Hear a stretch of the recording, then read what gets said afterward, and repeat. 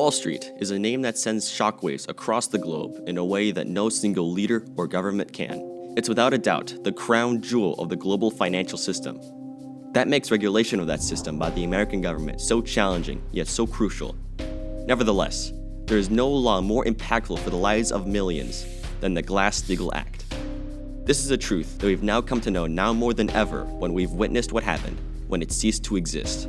After the most devastating economic crisis since the Great Depression, the most important question we now ask ourselves is, should Congress bring it back?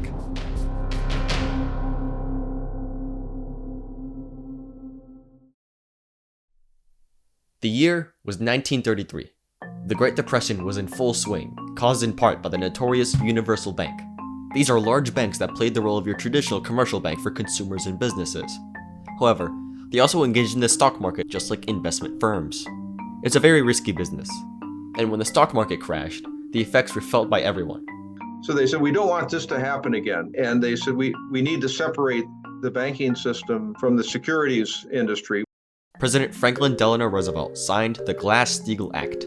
This new law forced a separation between three major sectors: commercial banks, investment firms, and insurance companies.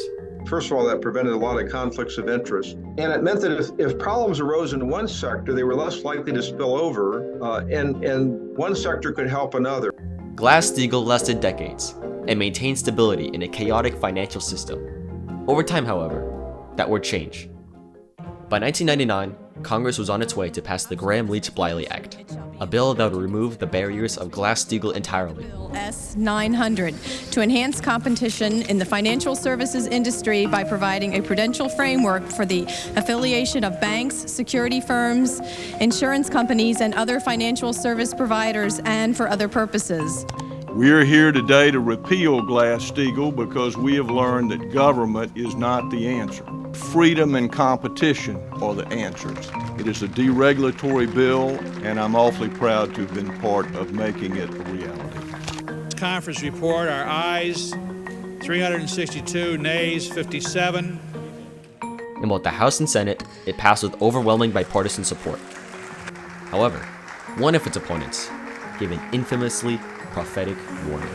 Madam Speaker and my colleagues, I think we ought to look at what we are doing here tonight. We're passing a bill which is going to have had very little consideration, written in the dark of night, without any real awareness on the part of most of us what it contains. Having said that, what we are creating now is a group of institutions which are too big to fail. Not only are they going to be big banks, but they're going to be big everythings, because they're going to be in securities and insurance, in issuance of stocks and bonds and underwriting, and they're also going to be in banks. Taxpayers are going to be called upon to cure the failures that we're creating tonight. And it's going to cost a lot of money, and it's coming.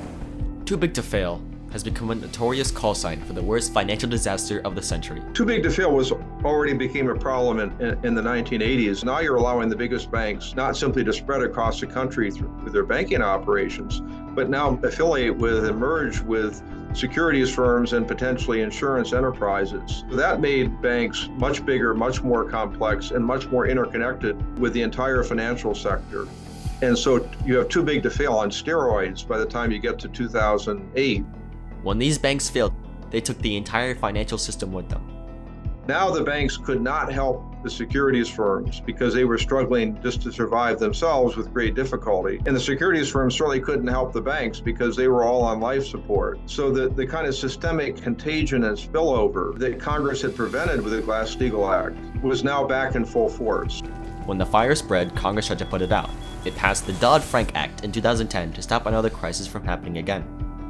This law put in place new regulations on the industry, such as the Volcker Rule, which stops big banks from proprietary trading. Among other features, this bill puts banks under more government oversight to prevent the same risky behaviors that caused the crisis in the first place. But did it do enough? So the feeling was, with all these regulatory tweaks and fixes, we could make these giant institutions safer. Dodd-Frank, unlike Glass-Steagall, was not really a structural reform bill. It was a very incomplete an inadequate reform. It was certainly a reform that it was an improvement over what we had, but it didn't go nearly far enough, and it hasn't removed the problem. Nevertheless, opponents saw Dodd-Frank as too strict. believing that these regulations made the financial system uncompetitive. Dodd-Frank's enormous regulatory burden has been inefficient and unhelpful for financial institutions of all sizes, but it has hit Main Street lenders especially hard. In 2018, Congress loosened many of Dodd-Frank's regulations even more. Today, our economy is dependent on a fragile system that could collapse at any moment. A lack of government regulation makes that fragile system more vulnerable than ever. I would like to think that regulators in Congress would take the warning seriously this time and actually act under existing law and improve existing law to take care of it. Glass-Steagall was, to many, the last time the financial system was safe in recent memory. Glass-Steagall was a very favorable and very wise statute, and we made an enormous mistake when we repealed it. Now, calls for a new Glass-Steagall for the 21st century have been growing. The answer is clear. To prevent the threat of a crisis in the future, Congress must first act in the present.